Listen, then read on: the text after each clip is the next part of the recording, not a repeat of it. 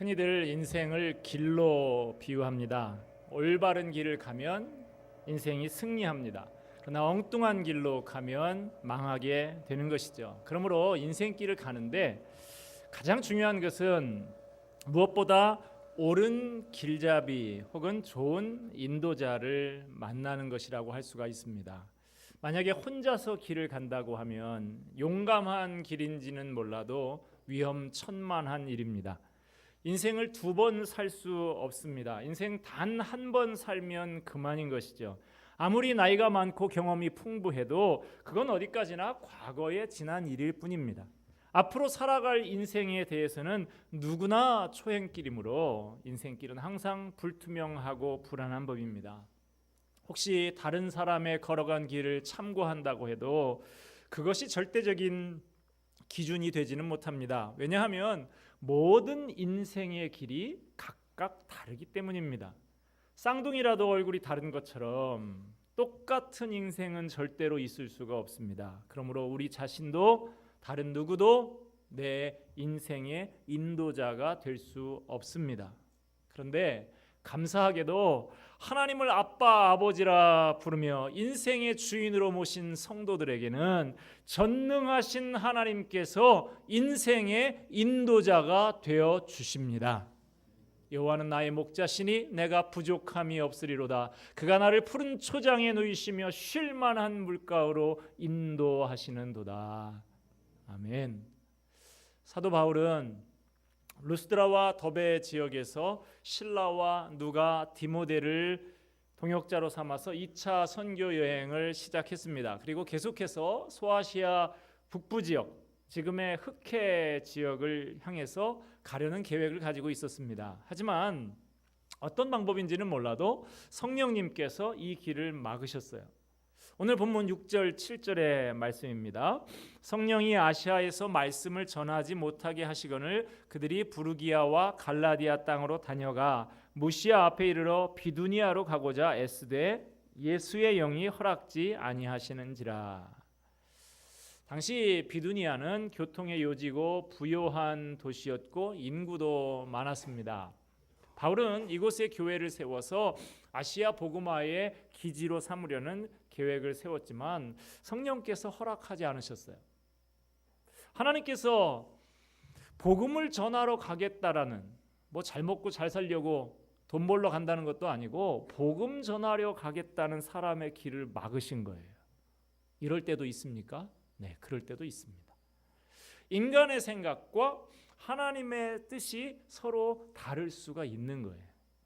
아마 하나님께서 보시기에 이 소아시아 지역은 바울이 다니면서 전도하지 않아도 이미 세워진 교회들을 통해서 자연스럽게 복음이 퍼져나갈 수 있을 만큼 되었다라고 생각하신 것 같습니다. 그래서 지금 상황에서 복음이 더 절실하게 필요한 곳으로 바울을 이끌어 가시려고 하는 것이죠. 바울은 성령님께서 길을 자꾸 막으시니까 계획을 수정해서 트로이의 목마로 잘 알려진 드로아라고 하는 자그마한 항구에 도착을 하게 됩니다. 그리고 하나님의 뜻을 기다립니다. 이 길 저 길 다 막히니까 잠시 멈춰서서 하나님께서 내게 원하시는 것이 무엇일까 생각하면서 기다립니다. 진로에 대해서 고민하고 있던 사도는 밤에 환상을 보게 됩니다. 환상 중에 지중해 건너 마케도니아 사람 하나가 나타나서 바울에게 간청을 합니다. 건너와서 우리를 도와달라. 건너와서 우리를 도와달라고. 바울은 이 환상을 통해서 비로소 성령님께서 자신의 길을 계속 막으셨던 이유를 알게 됩니다. 하나님의 뜻은 유럽으로 건너가서 복음을 전하라는 것이었어요. 그렇게 하나님의 뜻을 깨달은 바울 일행은 배를 타고 지중해를 건너 유럽으로 가게 되고 마침내 복음이 유럽에 전파되게 됩니다. 그 복음의 물결이 아메리카로, 아프리카로, 아시아로 우리가 살고 있는 이 한국 땅까지 전해지게 되었고 지금도 전 세계 모든 종족에게로 계속해서 확산되고 있습니다. 일은 원래 바울이 계획했던 그대로 잘 풀리지는 않았어요. 다 막히고 틀어지고 엉뚱한 방향으로 진행이 되었습니다. 그러나 결국 그것이 바울이 생각했던 그 생각을 훨씬 뛰어넘는 복음의 확산을 가져오게 된 것입니다. 우리는 때때로 어떤 일을 선택할 때 그것이 나중에 얼마나 엄청난 영향력을 미치는 일이 될지 알지 못합니다. 한참 시간이 흐르고 나서야 그것을 깨닫게 되는 경우가 종종 있지요. 때로는 길이 막혀서 막다른 길로 몰릴 때도 있지만 그것이 결국에는 우리에게 유익을 주는 길이 되기도 합니다. 작은 그림을 우리가 볼 때는 가까이서 봐야 잘 보입니다만은 큰 그림, 엄청나게 큰 그림도 있고 설치 미술도 있고 저 광주 비엔날레 이런 데 가면 어마어마하게 큰 그런 전시물들이 있더라고요. 큰 그림은 가까이서 보면 일부분만 볼 수 있지 전체를 잘 볼 수가 없습니다. 뒤로 점점 더 물러서서 전체를 조망해서 보아야만 그 작품을 제대로 이해하고 깨달아 알 수가 있는 것이죠. 우리 인생도 마찬가지입니다. 때로는 내가 지금 서 있는 이 자리에서는 길이 잘 보이지 않는 경우가 많이 있습니다. 일상 속에 파묻혀 지내면서는 그 길이 잘 보이지를 않아요. 때로는 뒷걸음질 쳐서 멀리서 바라봐야 할 때가 있습니다. 위치를 바꾸고 마음을 바꿔서 보면 거기에서 새로운 길을 발견하게 되기도 합니다. 때로는 내가 서 있는 위치에서 내 삶의 길을 발견하지 못할 때 하나님께서 나를 추락을 시키셔서 멀리서 삶을 바라보게 하시는데 그때야 비로소 그 길이 환하게 보일 때가 있습니다. 우리의 삶의 길이라는 것은 편안한 상태에서만 보이는 것이 아니라 때로는 정말 가슴 아픈 경험 속에서 비로소 중요한 것이 보일 때도 있습니다. 지금 세월호 사건이 벌어진 지 1년이 이제 좀 넘게 되었는데 아마 그 배를 타고 가던 아이들의 부모들, 많은 사람들도 아마 이 치열한 입시 지옥과 같은 상황에서 아이들에게 계속 공부하라 얼마나 많이 했을까 싶어요.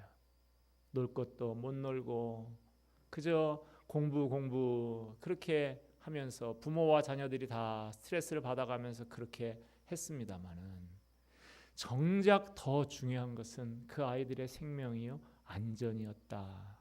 우리 어른들이 아이들에게 쓸데없는 것들은 많이 강요하고 있으면서 정말 그 아이들을 위해서 정직하게 돈 몇 푼 때문에 법규를 어겨가면서 위험한 운항하지 않고 정직하게 그렇게 했더라면, 안전을 우선시하고 생명을 우선시했더라면 이런 일은 벌어지지 않았을 것이다 라는 생각을 해봅니다. 우리가 귀중한 아이들 생명, 300명이 넘는 아이들의 생명을 잃고 나서야 그것이 더 소중한 것이다 하는 것들을 깨달아 알게 되는 것이죠. 혹시 이 자리에 계신 여러분들 중에 지금 계획한 일이 잘 풀리지 않고 막히고 해서 실망스러운 분들 계십니까? 모든 일이 내가 계획한 대로 이루어져야만 잘 되는 것이냐? 그렇지 않습니다. 하나님은 때로 우리의 길을 막으셔서 그의 길을 인도하십니다. 때로 우리의 앞길을 막기도 하시고 예측하지 못한 난관을 주시기도 하시면서 결국 우리가 하나님께서 원하시는 길을 가게 하시는 것입니다. 그러므로 사도 바울과 같이 길이 막혔을 때 낭망하지 말고 성령의 인도하심을 믿는 겸허한 믿음을 가져야 합니다. 혹시 내게도 비두니아 대신 마케도니아를 주시기 위한 하나님의 섭리가 있는 것은 아닌지 영적인 민감함을 가지고 기도하는 중에 인생의 인도자가 되시는 하나님의 인도하시는 길을 발견하게 되는 저와 여러분이 되기를 주님의 이름으로 축원드립니다. 오늘 본문을 통해서 한 가지 발견하게 되는 것은 하나님께서 주님의 사역에 우리를 동역자로 불러주신다 하는 거예요. 하나님은 바울을 유럽으로 보내고 싶으셨지만 바울은 자꾸만 소아시아로만 가려고 하는 계획을 가지고 그렇게 노력을 했어요. 하나님이 생각하시는 방향과 바울이 생각하는 방향이 서로 맞지를 않았던 것이죠. 그럴 때 하나님은 바울, 네가 자꾸 그렇게 아시아만 고집하냐? 너는 내 길로 가라. 나는 내 길로 가겠다. 그렇게 하지 않으시고 번번이 바울의 길을 막으시고 환상까지 보여주시면서 하나님의 길로 인도하셨습니다. 하나님은 하나님이 하시고 싶은 일과 우리가 하고 싶은 일이 때로 잘 뜻이 맞지 않을 때 그럼 내 인생이니까 내 마음대로 해라 하고 내버려 두지 않으십니다. 우리가 하나님의 택한 백성이라고 하면 하나님은 가진 방법을 동원해서라도 우리를 구슬리고 설득하고 때로는 강요를 해서라도 꼭 같이 함께 그 길을 가기를 원하시는 것이죠. 여러분 2인 삼각이라는 게임 아시죠? 운동회 할 때 많이 하는 것 아닙니까? 사람 2명이면 다리가 4개죠. 사각인데 이 가운데 있는 서로 맞닿는 다리를 끈으로 묶어서 그렇게 저 앞에 반환점을 누가 빨리 돌아오는가 하는 이런 게임이죠. 이 게임에서 중요한 것은 두 사람이 얼마나 호흡을 잘 맞추느냐 하는 데 달려 있습니다. 두 사람이 방향도 맞추고 박자도 맞추고 보폭도 맞춰서 달려야만 잘 달릴 수 있습니다. 한 사람이 키가 크고 힘이 세다고 해서 다른 한 사람을 막 끌고 박자를 맞추지 않고 가려고 하다 보면 한 사람이 넘어지고 그 사람이 넘어지면 또 같이 넘어져서 반환점을 제대로 바른 시간 내에 돌지 못하는 경우들을 우리는 많이 보게 됩니다. 마치 오늘 본문에 바울은 하나님과 함께 2인 삼각 게임을 하는 사람과 같아요. 바울이 주님의 복음을 전하는 일에 열정을 가지고는 있습니다마는 하나님이 계획하시는 방향과 잘 맞지 않고 박자와 보폭이 잘 맞지 않았던 거예요. 그랬더니 성령님께서 바울을 붙잡고 설득해서 하나님이 어떤 계획을 가지고 어떻게 일하고자 하시는지를 여러 가지 방법으로 자꾸만 알려주시는 거예요. 그래서 하나님과 방향과 박자와 보조를 맞춰서 함께 일하도록 하시는 것입니다. 하나님이 자신의 계획을 혼자서 이루지 않으시고 우리를 동역자로 불러주신다. 이것이 우리에게 얼마나 복되고 영광스러운 소식인지 모릅니다. 우리는 하나님의 거룩한 사역의 동역자로 부름받아서 모든 일에 하나님과 동행하는 고귀한 존재인 것입니다. 할렐루야. 마태복음 16장 18절 19절 말씀을 보면 이렇습니다. 내가 이 반석 위에 내 교회를 세우리니 음부의 권세가 이기지 못하리라. 내가 천국 열쇠를 내게 주리니 내가 땅에서 무엇이든지 매면 하늘에서도 매일 것이요 내가 땅에서 무엇이든지 풀면 하늘에서도 풀리리라. 바로 이것이 신자들의 영광된 지위입니다. 하나님은 하늘에서 묶으실 것을 우리 손으로 묶는 것을 통해서 묶으시는 분이시라는 거예요. 하늘에서 풀기로 한 것을 우리 손을 통해서 땅에서 풀어야 풀어주시는 분이세요. 하나님 혼자서 일하시지 않고 우리를 통해서 우리와 함께 일하시는 분이십니다. 하나님은 복음을 전파하고 하나님 나라를 확장하고 하나님의 영광을 드러내실 때 혼자서 짜자잔 그렇게 다 처리해 버리시고 천사들을 통해서나 일하시고 마시는 분이 아니신 것입니다. 하나님이 반드시 우리를 통해서 우리와 함께 일하시는 것입니다. 이것이 하나님이 일하시는 방법이고 이것이 우리를 대하시는 하나님의 황공한 대접인 거예요. 이것을 쉽게 어떻게 설명을 해볼까 그러다가 우리 교회 교우들이 많이 하시는 탁구가 생각이 났습니다. 탁구를 가지고 설명하면 하나님과 우리가 편을 먹고 복식 경기를 하는 것하고 같습니다. 하나님 혼자서 처리를 다 해도 감히 상대할 자가 없습니다마는 하나님께서 저하고 같이 복식 경기를 하자고 하시면서 살살 저쪽에서 아무리 때려도 리시브를 탁탁 받아주시는 거예요. 그러면서 결정적인 스매싱은 네가 해라. 세게 휘둘러. 그래서 안 들어가면 내가 그 다음에 또 해결할게. 하나님이 그렇게 하시는 것이죠. 사실은 하나님께서 다 이겨놓은 경기예요. 나는 그저 팔만 휘저은 것에 불과합니다마는 경기가 끝나고 나면 하나님께서 너 참 잘했다, 너 대단하다 하시면서 칭찬하고 상을 주시는 것입니다.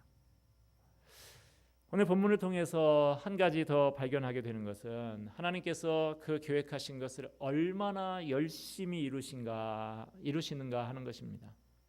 우리가 영 못 알아들으면, 책으로도 일반 계시로도 상식으로도 못 알아들으면 나중에는 환상을 보여줘서라도 하나님의 기뻐하시는 뜻을 우리에게 설득을 하십니다. 그래서 우리가 딴 길로 가지 못하게 막으시고 그 일을 기필코 이루고야 마시는 하나님의 열심, 이것을 오늘 본문의 사건을 통해서 발견할 수 있게 됩니다. 우리는 이 문제를 결코 간과해서는 안 됩니다. 신앙생활이라고 하는 것은 결국은 우리가 얼마나 하나님의 계획하심과 간섭하심과 인도하심에 순종하느냐에 달려 있어요. 그렇게 하지 않으시면 하나님께서 가만히 놔두지를 않으십니다. 호통을 치시든지 회초리를 드시든지 밥을 굶기시든지 해서라도 기필코 하나님이 원하시는 길을 가는 사람으로 만들고야 마시는 거예요. 우리들이 내 인생 내 마음대로 사는 것 같습니다. 그러나 하나님은 절대로 실패하지 않으시는 하나님이십니다. 주님께서 택하신 자들을 하나도 잃어버리지 않는 하나님이십니다. 그때까지 절대로 포기하지 않고 우리 인생에 간섭하시고 닥달하시면서 훈련시키시는 하나님이세요. 그러므로 여러분, 이러한 열심을 품고 계신 하나님 앞에 어떻게 하시겠습니까? 순순히 빨리 항복하는 것이 좋은 길입니다. 하나님이 지시하시는 그 방향을 분간하고 빨리 그 길로 함께 가야 합니다. 이리로 가라, 저리로 가라, 돌아가라, 조금만 기다렸다 가라, 저리로는 절대로 가면 안 된다, 여기는 빨리 지나가라, 저 앞에는 장애물이 있으니까 조심해라. 하나님께서 인도하시는 그대로 따라가야 하는 것입니다. 그런데 여러분, 우리의 실제 삶에서 어떻습니까? 하나님이 이리 가라 저리 가라 멈춰라 장애물 있다 조심해라 그렇게 다 하시면 좋은데 하나님은 그렇게 말씀하시는지는 몰라도 여러분 잘 들리십니까? 우리가 귀가 먹었는지 보청기를 해야 되는지 잘 그걸 못 알아듣는다는 말이죠. 혹시 일생을 살면서 한두 번쯤 아주 특별한 경우에는 정말 신비하게도 하나님의 음성을 사람의 음성처럼 그렇게 들을 수도 있어요. 그러나 구약 시대에는 선지자들에게 아직 기록된 계시가 없던 그 시절에는 그 하나님의 음성이 들려지는 일들이 종종 있었습니다만은 또 예수님 당시에는 사도들과 당시 사람들이 이 땅에 임하신 하나님 예수님의 음성을 직접 들을 수가 있었습니다만 그러나 이 시대에는 우리가 사는 시대에는 그와 같은 방법은 하나님께서 인도하시는 일상적이고 보편적인 방법은 아닙니다. 기록된 계시, 기록되어 있는 하나님의 말씀을 통해서 하나님께서 말씀하시는 것이죠. 그러므로 성령님의 인도하심을 분별하는 것은 어떤 신비한 음성을 날마다 들으려고 그렇게 의도하는 것보다 성경을 통해서 하나님의 말씀을 분별할 수 있어야 합니다. 우리는 하나님의 말씀인 성경을 통해서 하나님의 뜻을 알 수가 있습니다. 성경을 읽고 성경을 날마다 묵상하면 나를 향한 하나님의 뜻을 알아갈 수 있습니다. 담배를 피우는 게 하나님의 뜻이 아닌지, 팔굽혀펴기를 하루 한 50개쯤 하는 것이 하나님의 뜻인지 아닌지 성경을 여러분 뒤져보십시오. 나옵니까? 안 나옵니까? 안 나옵니다. 제가 확신 있게 말씀드릴 수 있습니다. 그러면 어떻게 하나님의 뜻을, 이게 성경이 하나님의 뜻이라고 하지만 우리의 의사를 결정하는 데 있어서 어떻게 하나님의 뜻을 알 수 있는가, 어떻게 결정해야 하는가. 우리의 몸을 건강하게 돌보는 것이 하나님의 뜻이라는 것을 성경을 통해서 알 수가 있어요. 너희 몸을 거룩한 산 제물로 드려라. 너희 몸은 하나님의 성전이니라. 이런 구절들을 통해서 우리는 우리의 몸이 거룩한 것이고 몸에 해로운 것을 삼가고 건강하게 돌보는 것이 하나님의 뜻이라는 것을 그렇게 깨달아 알 수가 있는 것입니다. 하나님은 직접적인 음성을 통해서 우리를 인도하시는 방법을 잘 사용하지 않으십니다. 하나님이 우리를 인도하시는 가장 보편적인 방법은 이미 기록되어 있는 기록된 하나님의 말씀, 기록된 계시를 적절하게 우리의 삶에 적용하는 거예요. 이미 우리에게 주어진 성경적인 가치와 원리와 모범을 따라서 하나님께서 주신 건전한 판단력을 가지고 현명한 결정을 내리려고 하지 않고 사사건건 하나님이 직접적이고 신비하게 계시를 내려주시기를 구하는 것, 그것은 잘못된 태도라고 할 수가 있습니다. 하나님의 인도하심을 구하는 두 번째 원리는 상황적인 인도입니다. 오늘 바울 사도의 경우도 바로 그런 것이죠. 하나님께서 어떤 경우에는 길을 막으시고 어떤 길은 열어주시고 하는 이것을 통해서 하나님의 인도하심을 깨달아 알 수 있다는 것입니다. 우리의 목자 되신 하나님께서는 환경을 열어주시거나 닫으시고 그 환경을 바꿔주시는 방법을 통해서 우리를 인도하시는 것입니다. 물론 그 상황들을 볼 때 우리가 판단을 해야 되는데 우리의 판단력이 항상 정확한 것은 아닙니다. 상황을 판단하기가 쉽지 않은 경우도 있어요. 이것이 열어주신 문인지 닫혀주신 문인지 잘 판단이 서지 않을 수도 있고, 열린 문이 하나가 아니라 여기도 열린 것 같고 저기도 열린 것 같고 그렇게 생각이 될 때도 있습니다. 이것이 성경적인지 아닌지도 잘 모르겠고 이것이 열린 문인지 상황에 대한 판단도 잘 서지 않는다. 어떻게 해야 될까요? 이럴 때 하나님의 뜻과 인도하심을 분별하는 세 번째 원리가 필요한데요. 그것은 물어보는 것입니다. 잘 모를 때는요, 신앙의 선배들에게 가서 물어보는 거예요. 우리 주변에 하나님께서 우리에게 선물로 허락해 주신 영적인 지도자들과 지혜로운 선배들이 있습니다. 그들에게 물어보는 것이 하나님의 뜻과 인도하심을 판단하고 결정하는 데 큰 도움이 될 수가 있습니다. 그들에게 물어보면 내가 잘 몰랐던 성경의 원리에 대해서 알려줄 수도 있고, 내가 처한 상황에 대해서 나와 다른 각도에서 바라보면서 조언을 해줄 수도 있는 것이죠. 마지막으로 하나님의 뜻과 인도하심을 분별하는 네 번째 원리는 성령님께서 주시는 내적인 평안입니다. 조용히 내 마음속에 깨닫게 해주시는 성령님의 음성에 귀를 기울이는 거예요. 그러니까 우리가 기도를 할 때 너무나 계속 주시옵소서만 하지 마시고 하나님께서 내게 말씀하실 수 있는 그러한 충분한 시간을 드리면서 조용히 그 음성에 귀를 기울여야 하는 것이죠. 우리의 마음을 주장하시는 성령님께서 기도 중에 내게 평안한 마음을 주시는지 그것을 분별해 볼 필요가 있는 것입니다. 말씀을 맺고자 합니다. 우리의 갈 길, 내가 이렇게 계획하고 좋은 의도를 가지고 그렇게 살아보려고 하는데 하나님께서 왜 자꾸 이 길을 막으시고 멀리 돌리시나 하는 생각을 가질 수 있습니다. 그러나 그것이 지름길일 수도 있습니다. 하나님께서는 모든 것이 합력하여 선을 이루게 하십니다. 그러므로 여러분 성령의 인도하심에 민감하시기를 바랍니다. 오늘도 저와 여러분이 성령의 인도하심을 겸손히 받아들이고 건너가서 그들을 도우라라고 하는 그 하나님의 간절한 음성을 따라서 하나님의 동역자가 되는 영광스러운 길로 함께 걸어가는 저와 여러분이 되기를 주님의 이름으로 축원드립니다.